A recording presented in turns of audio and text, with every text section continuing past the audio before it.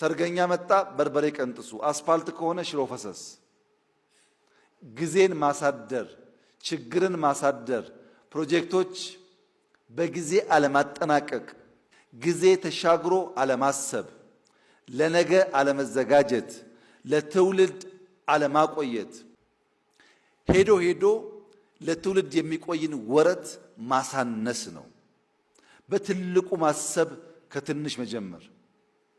ለምሳሌ ጽዱ ኢትዮጵያን የመፍጠር ግብ ከቢሮ ተጀመረ፣ ከተማ ተባለ፣ ወደ ሀገር እየሰፋ ሄደ።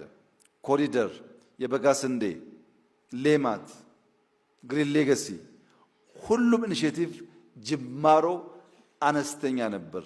በሂደት እየፈጠነ እየሰፋ እያደገ ጥራት እያረጋገጠ በሀገር ደረጃ ኢምፓክት የሚያመጣ ሆነ። አሁን ከጀመርናቸው ውስጥ ኮሪደር አሸልሟል፣ ግሪን ሌጋሲ አሸልሟል፣ ስንዴ አሸልሟል። አብዛኛው የእኛ ኢኒሼቲቮች በዓለም አቀፍ ደረጃ ሪኮግናይዝ የተደረጉና ሽልማት ያሰጡ ናቸው። ለምን? በቀጣይነትና በውጤት ማረጋገጥ ስለቻል።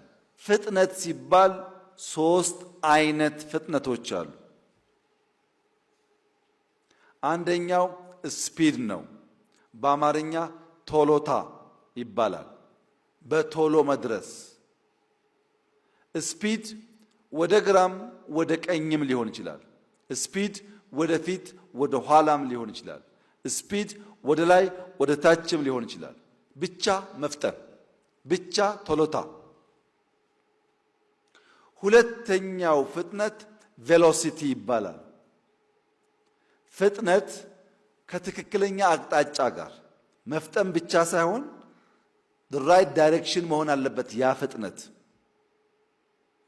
ሶስተኛው አክሰሌሬሽን ይባላል፣ ወይም ሽምጠጣ፣ ጥድፈት ይባላል በአማርኛ። ይሄ ደግሞ ፍጥነት አለው፣ አቅጣጫ አለው። አቅጣጫው ላይ እያደገ የሚሄድ ፍጥነት አለው።